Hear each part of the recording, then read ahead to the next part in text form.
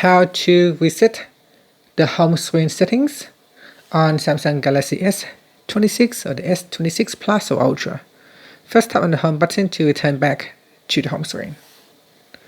Now on the home screen, swipe down at the top, then tap on the settings icon. Next, we scroll down and tap on apps. Then in here, scroll down and you want to find Samsung One UI Home. So if we can find it, it should be somewhere in here. If you can't find it, then you can also use the search button, One UI. So One UI Home here. And then we go down and tap on storage. After that, tap on clear data, then tap on delete. Now go back to your home screen.